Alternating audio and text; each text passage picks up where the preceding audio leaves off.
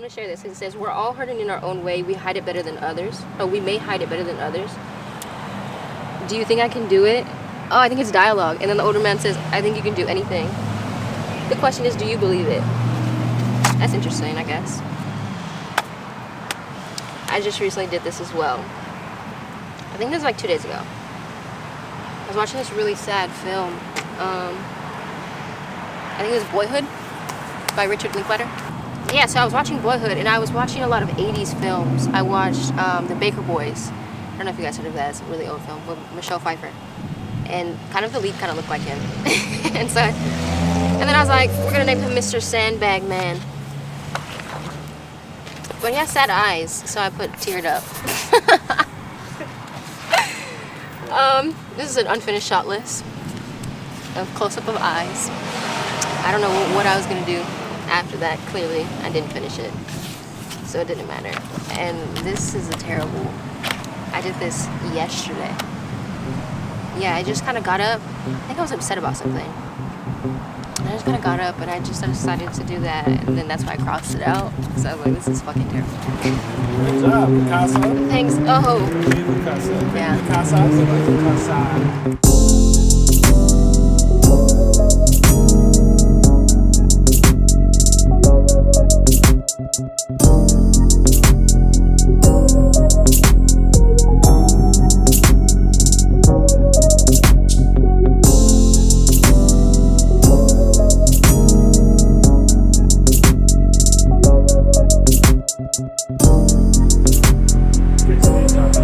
So tight.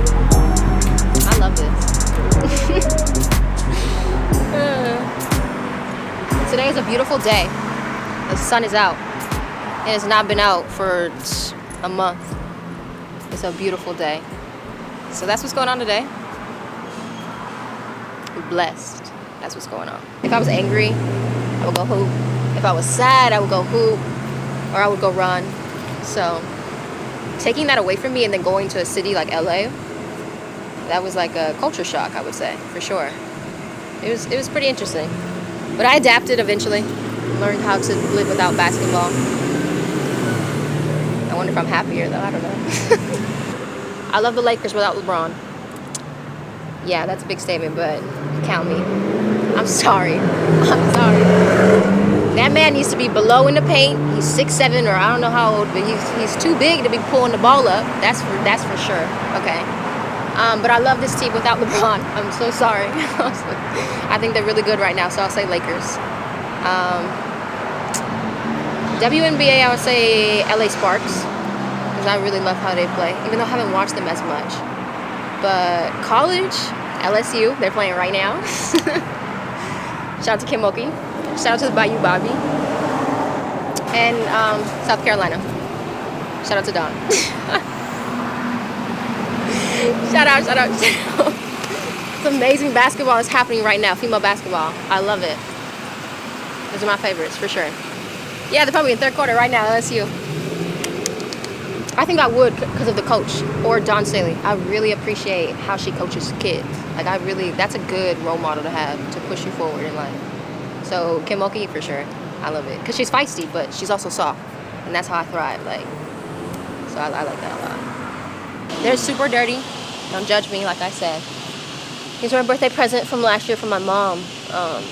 Tylene, actually, when she was working at her shoe place, she got them from my mom. Yeah, so. Best birthday gift. I appreciate you. Thank you. I love you. Yeah.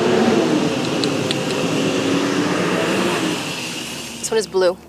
She's the youngest. We just got her. And she's lovely, she is lovely. She's a handful. I have her and Lily / Hazel. And then my other 2 dogs, which are Yorkies. So it's a fun house in this house, I'll tell you that. I sleep with only one of them. Because she's the one I had I had her first, like sophomore year. So I keep Liv in my bed. She's a Yorkie. These 2 sleep with my mom. But I love them all. They all get on my nerves at different times. That's honest to God truth. I love Liv. That's my girl.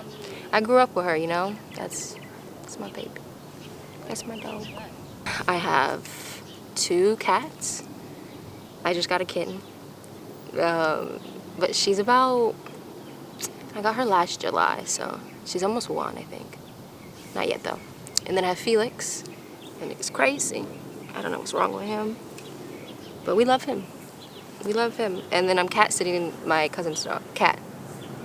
It's insane. This is why I don't leave the house. A dream home? Oh my God, yeah. I want to live in a house that has a wrapped around porch and that has a lake in front of it.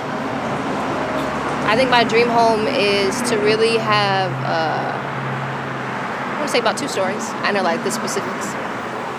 About 2 stories, and I want it to be wrapped around porch. I think I want it to be in the south because I want to see beautiful sunsets and stuff like that.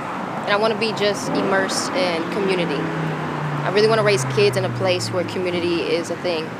I think that is the best thing. So yeah, I want to be somewhere that's homey, somewhere that feels warm, and somewhere that has water. So I can just feel somewhere with trees, good light. Good light. Idealistically, I really want to just be in a space where I can just, if I want to take a dip, I can go swim. That's like my dream. Like, I just got done reading or watching a movie. Let's go swim. I love that. I love that. I love the idea of that. I've been doing stuff since I was like, however, like when it was safe for me to start doing stuff. I know how to fix cabinets. I know how to fix fences. I know how to put in tile. I know how to. I don't know how to installate anything yet with fiberglass. I'm not really cool with that. But anything else I could really figure it out. Like right now I'm building a library in my living room. So it's not that difficult. I actually enjoy it, genuinely. My grandparents are homeowners and I literally grew up watching them flip houses and just do that whole thing. So I call my grandpa and I'm like, the wall is separating. How do I fix it? And he's like, you gotta go to Home Depot and get this. And I'm like, okay, how much is it? That's my first thing. How much is it? Because it's very expensive. Very expensive. Yeah. I have my own power drill. I need a sander right now. I need to sand down some tables and a door.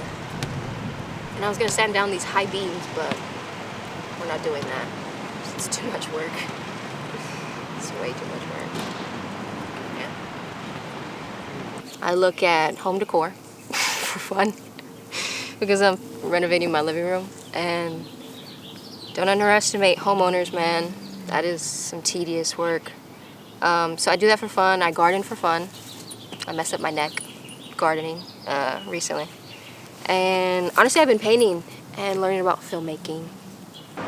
What intrigues me about film is just the human nature of it. I love how reality and fantasy kind of intertwines. I really, really appreciate that. It's kind of like human anthropology. And I really love that because it's like there's so many levels, there's so many human emotions, there's so many things that we don't get to discuss in our day-to-day life. And I feel like film gives us the language to do that. I feel like I really love that. In terms of work, I really want to explore just raw authenticity. I'm really interested in people's stories. Because I think, like, especially with film, we use it as a form of escapism. But I know so many people who have lived such enriching stories. And I think that that's such a interesting thing to pick up on. So I'm really interested in learning about people more. I'm really interested in about working with people more on a real level, though. Like, I really want to do good work. And I think I really want to just explore new ways to express myself so that it's cathartic.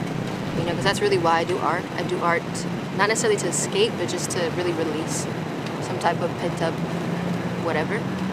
So I just want to, the more that I explore myself, I feel like the more I'll explore more art in whatever mediums. I think they're all fun. Yeah. I was put in a position where I had to really choose kind of my dream or reality. So I chose to help my mom. That's really the main reason why I got into modeling, was to help my mom. So it was never really my dream. And then I didn't have I have a great support system, don't get me wrong. But at the time it was very difficult because my parents were going through a divorce and all these things. So I chose to rebel And I didn't realize that that was stupid until junior year. And so my time just kind of ran out. And I kind of gave up on it, really. And I was like, I'll just model. I'll help, fuck it, budget. My first experience, I rode up 2 people deep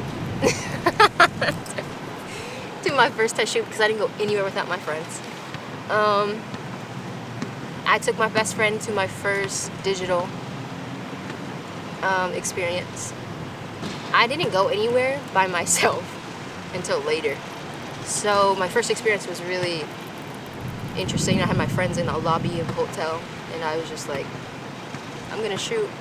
I'm gonna do this job. I was very uncomfortable. It's the first time I had makeup on like that.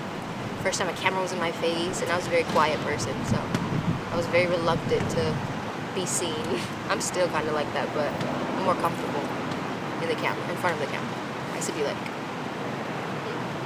and like you could see it in the photos. I'd be like, I want to go home. But I still get nervous. Anytime I get a job or I book a job and I'm like 5 minutes from the job, I start feeling very nervous. I'm like, oh, this is... Because you realize you're putting yourself out there in a way that is permanent. You know, that's a big deal. That's a big deal. That's not something you need to just be like, I'm just going to do this. And this is fun. And you can do that, yeah, but I mean, the photos that you take now, you're going to see them later on in life. They don't go away. So I was very aware of that when I did the job. I was just like, I don't know that I want to put myself in any position to be used in a bad way. I was learning the piano and the guitar, but after my grandmother died, I stopped doing it actually. So no. So no. Technically no. I really enjoyed the piano. That was like a puzzle. It's kind of frustrating at first, but shouts out Lauryn Hill. Respect to Lauryn Hill. Yes. I met her one time. I like hugged her and I was like, thank you. And she was like, thank you for listening. I'm like, girl, Miss Hill, thank you. Thank you. I was geeking the hell, oh my God. Hollywood Bowl. Yeah, before the pandemic. Not like me and my, she's basically like my sister, my cousin's last sister. She was like, you want to go and see if we can go meet her? Because she was like, she finished her set. It was with Nas, the Nas and Lauryn Hill set. And then she was like, let's just go see. And so like we not bribed, but like we like talked to the security guards and we were like, just let us through, you know, just let us through. And they let us freaking through, dude. And she was like right here. Like I hugged her. We had to talk. It was just like, I ran out of the Hollywood Bowl like a 5-year-old kid. I was so like, oh my God, this is crazy. And I don't have no idols, but it was a cool moment. I think they were just like, it's the end of the day. F it. It's fine. Just go through. Let these 2 girls go through. And we were like, oh my God. Well, my cousin was really doing it more so for me than her. She didn't really care, but she knew I cared. So it was so real. So real. So real. Okay. I just relived that. Shit. But yeah, shout out Lauryn Hill. Jesus. Thank you, Lord, for saving my life, literally. That's first and foremost. But really my family, I don't think I would survive without my family. I am a family person. I pray to have a family like my family one day. So my grandfather, he is literally my rock. He loves me in such a way that it pushes me in a way that's annoying, but it really gives me a sense of like love and security. So my grandfather, my grandmother as well. She is the absolute queen. My mom and my dad, they are my unit. They teach me so much, and they're basically my best friends. Let's get real. So those 4 people and my Auntie Christy, and yeah, my cousins. That's definitely what I want to shout out. My Auntie Sheila, and Pan, and Melinda. I'm gonna shout out all y'all. But yeah, literally my family, like I love them so much, and yeah. They're my reason why. My nana. It's my people, man. You know what I want to say? I want to say don't be afraid to be vulnerable. And I want to say do not be afraid to learn how to open yourself up to the possibility of growth within your family, and don't run away from the things that scare you as much, unless they're notable things that you should be running from. But I do want to say first and foremost, keep God first, because He will keep you centered. And He will really give you a certain level of peace that will champion you on for the rest of your life. So I say that, stay open, stay hopeful, and always give love a second chance, no matter the medium.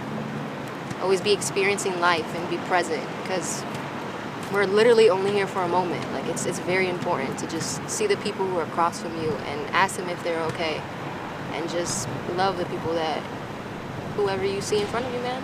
That's what I got to say. Thank you.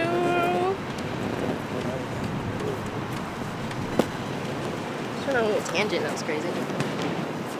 You rocked it out, huh? It totally worked out, see? Things always be what they're supposed to be. Can't force things. Okay. I need you to hit one shot on the big camera. Yeah. You ain't gotta be no 30. You just lay it up, right? Oh, okay. You tell me what to do.